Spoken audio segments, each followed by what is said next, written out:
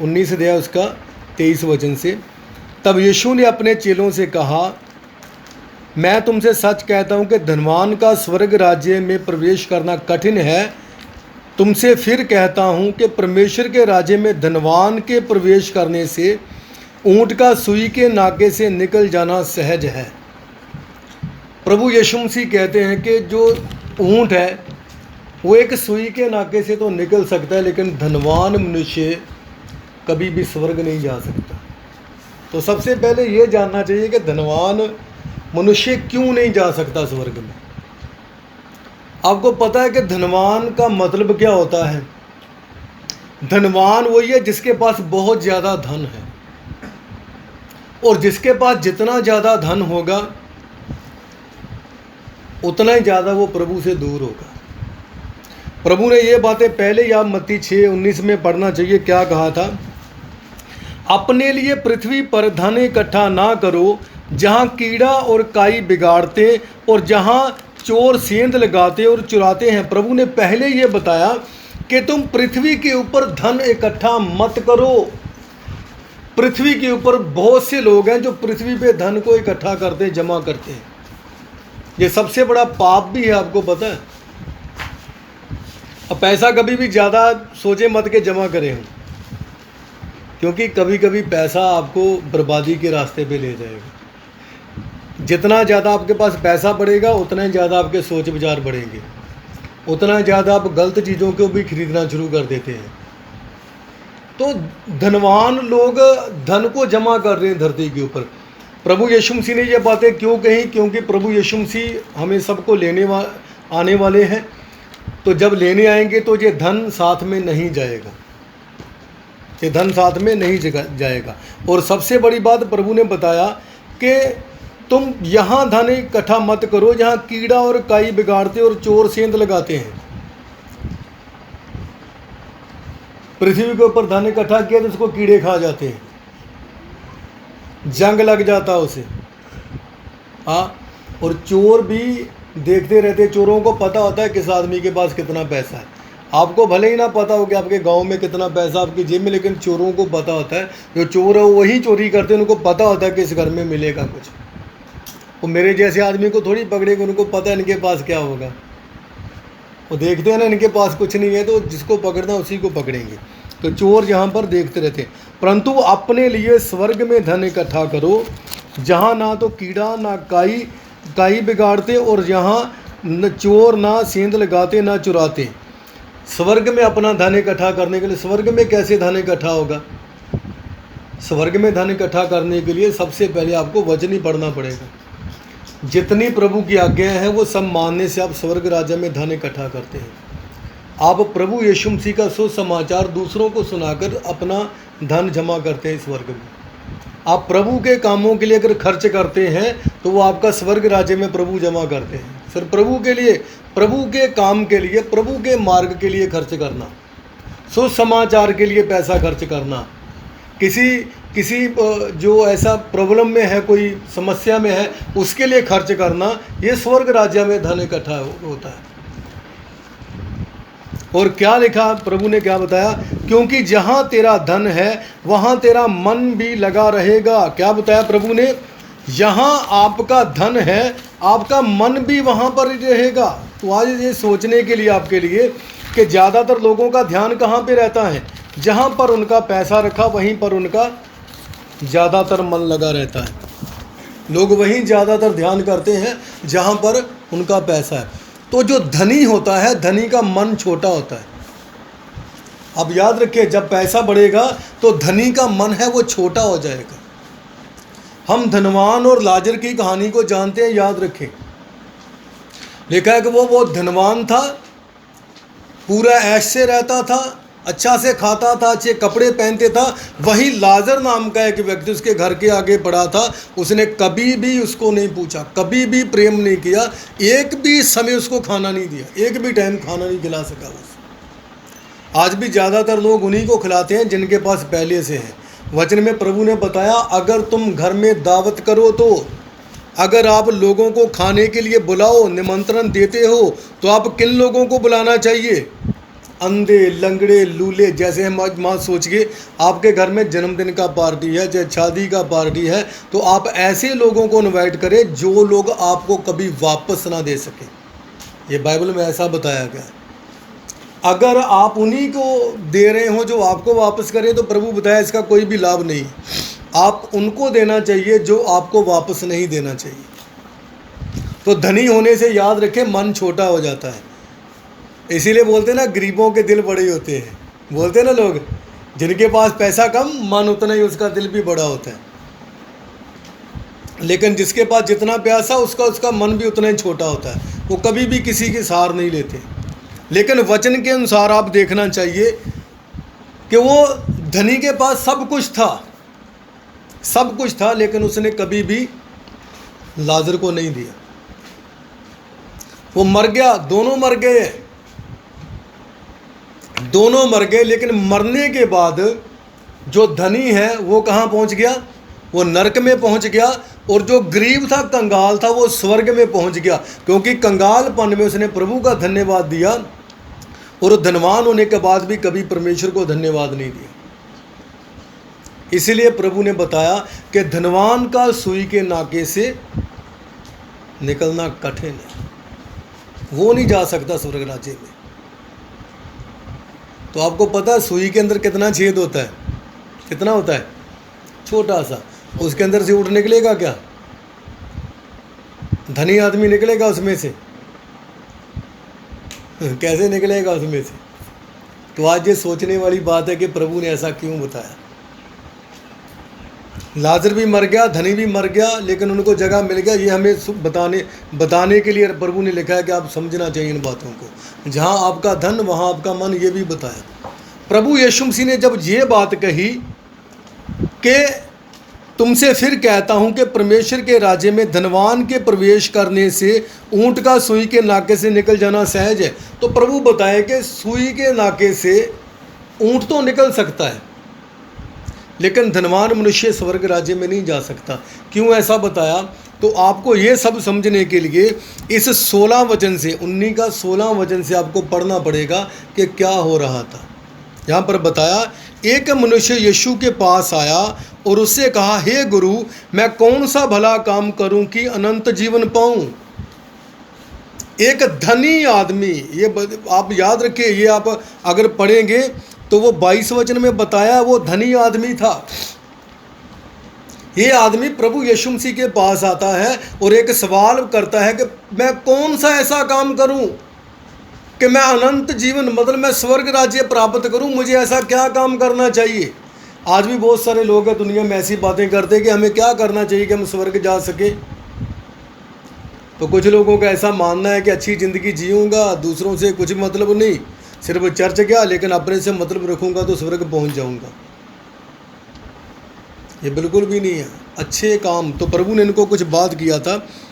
उसने उससे कहा, मतलब प्रभु ने उससे कहा, मैं तुझसे भलाई के विषय, तू मुझसे भलाई के विषय में क्यों पूछता है? भला तो एक ही है, पर यदि तू जीवन में प्रवेश करना चाहता है, याद रखे प्रभु ने यह बताया, यदि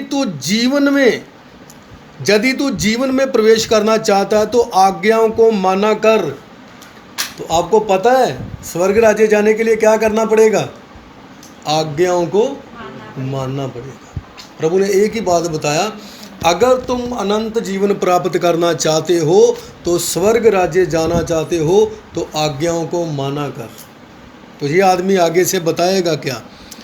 उसने उससे कहा, कौन सी आज्ञाएं? यीशु ने कहा, ये है। सबसे पहले तो ये आदमी ऐसा सोच रहा है कि इसको पता ही नहीं, बचपन से आज्ञाओं के बारे में नहीं पता है, ऐसा पूछ रहा है कौन सी आज्ञाएं?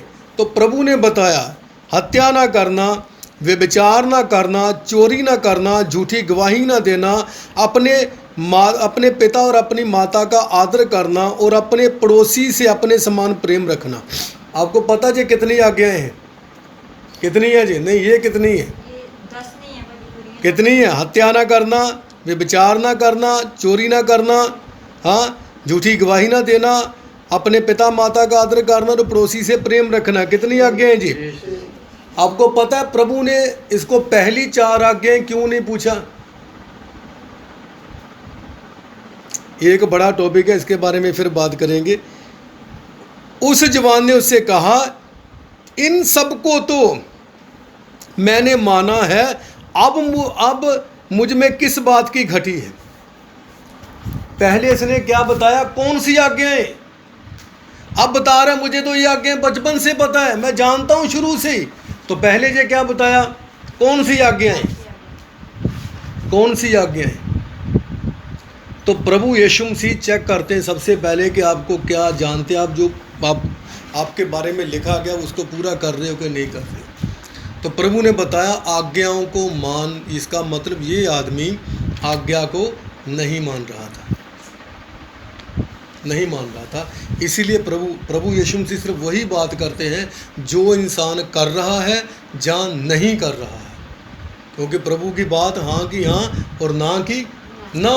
प्रभु वो बात करेंगे अगर आप कर रहे हो या नहीं कर रहे हो, सिर्फ दो ही बातें प्रभु बताते हैं। तो ये आदमी को प्रभु ने बताया तू आज्ञाओं को माना कर, तो ये उसी समय ये सोचना चाहिए था, इसका मतलब मुझ में कहीं ना कहीं आज्ञाकारी नहीं है, कहीं ना कहीं मैं प्रभु की आज्ञा को नहीं जानता हूँ। लेकिन जब प्रभु से सवाल करता है कौन सी आज्ञाएं, तो प्रभु यीशु मसीह ने से कहा, यीशु ने से कहा यदि तू सिद्ध होना चाहता है। पहले प्रभु ने क्या बताया, यदि तू जीवन में प्रवेश करना चाहता है, ये पहली बात प्रभु ने बताई। तो आज्ञाओं को मान, ये बताया मुझ में किस बात की कमी है, ये आज्ञाओं को मान, बोला मैं जानता हूं। प्रभु ने क्या कहा था, यदि तू जीवन में प्रवेश करना चाहता है तो आज्ञाओं को माना कर। तो उसने आज्ञा बोला मैं जानता हूं।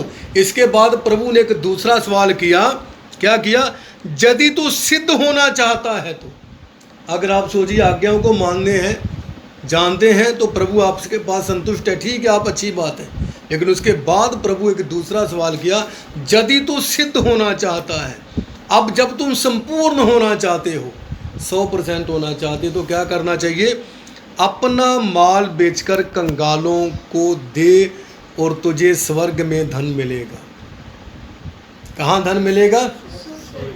तो प्रभु ने क्या कहा था, कहाँ पर धन तुम इकट्ठा करो? स्वर्ग राज्य में धन इकट्ठा करो।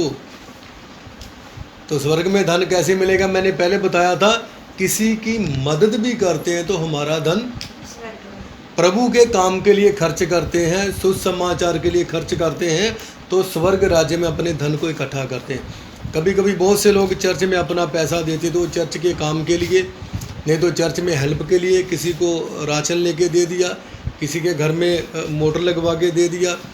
बहुत से लोग ऐसे हैं जिनके घर में बहुत, आपको पता है कि हमारी चर्च की तरफ से भी हमने ऐसे काम किए हैं। बहुत से लोगों के घर में प्रभु का अनुग्रह से हमने ये काम किए हैं। वो पैसा कहाँ जाना चाहिए? ऐसा कंगालों को देने के लिए, जो आपके पास है उससे लोगों की मदद होना चाहिए। प्रभु के काम के लिए खर्च करने से आपको स्वर्ग राज्य में मिलेगा, यहाँ नहीं मिलेगा। तो स्वर्ग राज्य में क्या मिलेगा? आपको पैसा नहीं मिलेगा, उधर जाके आपको आदर मिलेगा। स्वर्गदूत भी आपके लिए वेलकम करने के लिए खड़े होंगे उधर।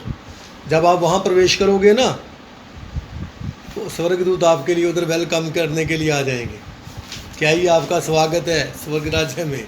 लेकिन यहाँ नहीं मिलेगा। यहाँ प्रभु आपको देंगे, सब कुछ देंगे, लेकिन यहाँ उम्मीद नहीं करना कि मेरे पास सब कुछ हो जाए। जितना है उसी में संतुष्ट होना चाहिए। तो क्या हुआ, परंतु वह जवान यह बात सुनकर उदास होकर चला गया, क्योंकि वो बहुत धनी था। थोड़ा धनी नहीं, कितना लिखा है? बहुत धनी था, बहुत ज़्यादा पैसे वाला था, हद से भी ज़्यादा पैसा है। लेकिन कभी भी वो ऐसे खर्च करने के लिए तैयार नहीं है कि लोगों का भला हो जाए। प्रभु ने ये नहीं बोला कि आप मुझे दे दो, प्रभु ने बोला ठीक है तुम कंगालों को ही दे दो, यदि तो सिद्ध होना चाहता है। तो आपको पता है आज हमारी सिद्धता के बीच में ये पैसा भी आ जाता है। हमारी आज्ञाओं को मानने से रोकता है तो पैसा भी आ जाता है, क्योंकि पैसा आपको आज्ञाकारी नहीं बनने देता है। अब सोचिए, ये आदमी प्रभु यीशु मसीह से सामने सामने बात किया, लेकिन कुछ भी लेके नहीं गया। ऐसा आपको लगे तो कैसा होगा अगर आप ऐसे प्रभु यीशु मसीह के सामने सामने बातचीत किया और प्रभु आपको एक चांस दे रहे हैं कि आप स्वर्ग राज्य में जा सकते हो, ये लो, ये डील है, इसको डन करो और तुम जा सकते हो। हाँ, सब कुछ छोड़ दिया। अरे लोग सोचिए, हम अमेरिका, कनाडा, ऑस्ट्रेलिया जाने के लिए कितना कितना परेशान होते हैं। प्रभु तो कहाँ का आपको वीज़ा दे रहे हैं सीधा स्वर्ग का। भाई ये छोड़ दे और जेल है, जेल है तुम्हारा वीज़ा, तुम जा सकते हो, प्रवेश करो जाके उसमें। लेकिन ये ठोकर मार दिया। इसको कहाँ धन चाहिए था? इधर ही चाहिए। प्रभु स्वर्ग में कौन देखेगा, इधर ही चाहिए मुझे।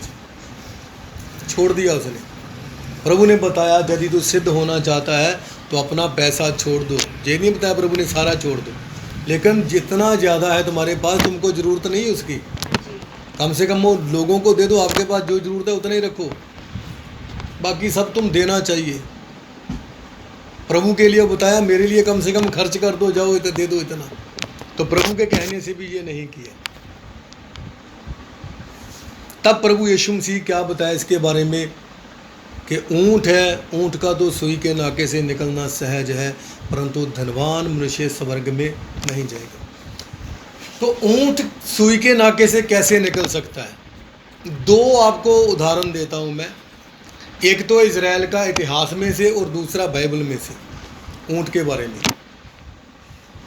इज़राइल के इतिहास के अंदर, अभी तो नहीं है, पहले ऊँट के ऊपर सामान लेके आते थे लोग। जो ऊँट है उनके ऊपर सामान लेके आया जाता था। तो एक बड़ा गेट रहता था जिसके अंदर से पूरा दिन भर सामान अंदर आता था। वो सिर्फ गेट इसी काम के लिए है कि उसमें से जितना भी सामान बाहर से आ रहा है इज़राइल के अंदर, वो सब उसी गेट में से आता था। और कुछ लोग रात को लेट हो जाते थे, तो वहाँ एक छोटा सा गेट होता था। उसी गेट के अंदर हम भी देखते घरों में ऐसा लगे रहते हैं, एक बड़ा दरवाज़ा, लेकिन इस साइड में एक छोटा भी लगा रहता है। हाँ, तो ऊँट के ऊपर सामान भी है, तो रात को बड़ा दरवाज़ा नहीं खोल सकते। जैसे हमारे यहाँ पे गवर्नमेंट ऑर्डर करती है ना, छोटा सा रास्ता देते हैं, रात को बंद है, ये नहीं जा सकता आप कहीं भी उधर से। वैसे ही उस समय इज़राइल के अंदर सब राजाओं का ऑर्डर होता था कि रात को सामान सिर्फ अगर ज़रूरी है तो इधर से आना चाहिए, बड़ा गेट रात को बंद, कुछ भी शहर से बाहर अंदर होना नहीं चाहिए ज़्यादा। तो ऊँट को अब छोटा दरवाज़ा से निकालना पड़ता था। तो ऊँट कैसे निकलते थे? ऊँट को ट्रेनिंग दिया रहता था, ऊँट ऐसे घुटनों के बल होके उसमें से निकल सकते हैं, ऊँट उसमें से निकल सकते हैं। तो इसीलिए ये बात होती है, प्रभु ने बताया कि ये ऊँट भी अंदर जाते, लेकिन कैसे ऊँट भी जा सकता है तो घुटनों के बल आके ही, मतलब एक मनुष्य अगर जाना चाहता है तो सबसे पहले खुद को वो छोटा करना चाहिए, तब जा सकता है। और दूसरी बात मैं आपको बाइबल से एक और बात बताता हूँ, पढ़ना चाहिए आप। लेविया उसका 11 अध्याय, लेविया 11 अध्याय में आप पढ़ना चाहिए, क्यों प्रभु ने बताया कि ऊँट है वहाँ से निकल सकता है। 11 अध्याय के आप एक वचन से ही पढ़ेंगे हम।